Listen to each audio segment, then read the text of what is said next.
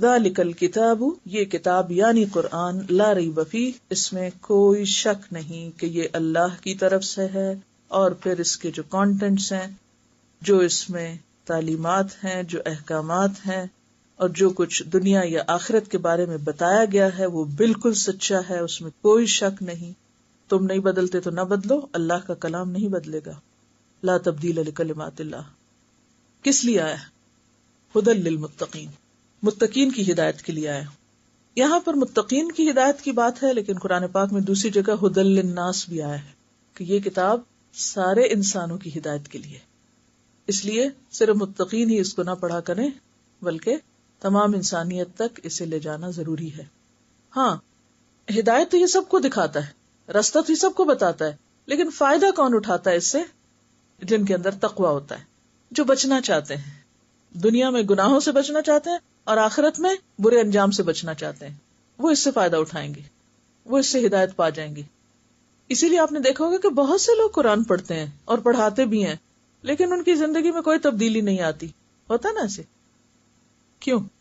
فرق کس چیز کا ہوتا ہے؟ نیت کا ہوتا ہے یا ارادے کا ہوتا ہے یا اندر کے سوچ کا ہوتا ہے۔ ایک شخص اس کتاب کو پڑھتا ہے کہ مجھے اپنے آپ کو اس کے مطابق بدلنا ہے، اور ایک اس لیے پڑھتا ہے کہ مجھے بس یہ جاننا ہے کہ قرآن میں کہا کیا گیا، اور ایک اس لیے پڑھتا ہے کہ بس اس سے ثواب کمانا ہے اور کوئی دنیا کے مسئلے مسائل حل کرنے۔ تو جو جس نیت، جس ارادے اور جس خیال سے اس کتاب کے پاس جائے گا وہی کچھ وہاں سے پائے گا۔ اور ہر شخص اپنے اپنے ظرف کے مطابق، ظرف کس کو کہتے ہیں؟ برتن۔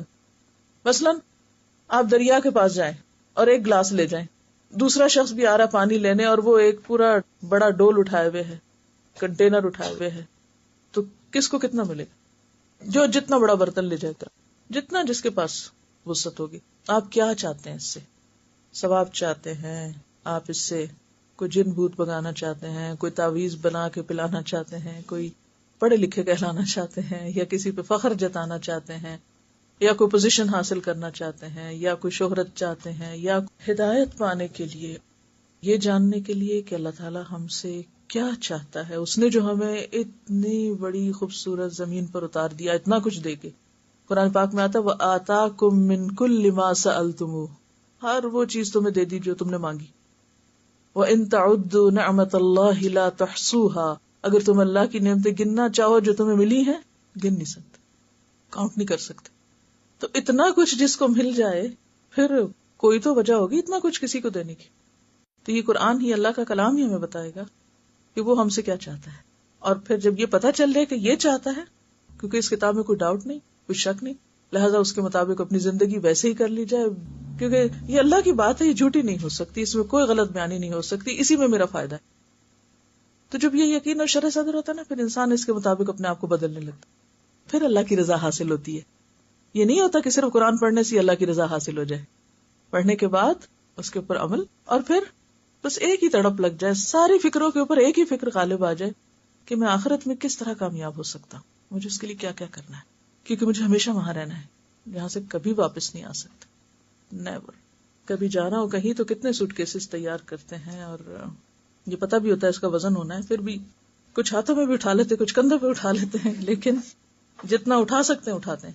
ہدایت کا تعلق تقویٰ سے ہے۔ تقویٰ سراسر اندر کی کیفیت کا نام ہے، اندر کی سوچ کا نام ہے، اندر کے احساس کا نام ہے، اندر کے شعور کا نام ہے کہ آپ کے دل میں کیا ہے، اور آپ کا دل کون جانتا ہے آپ کے سوا؟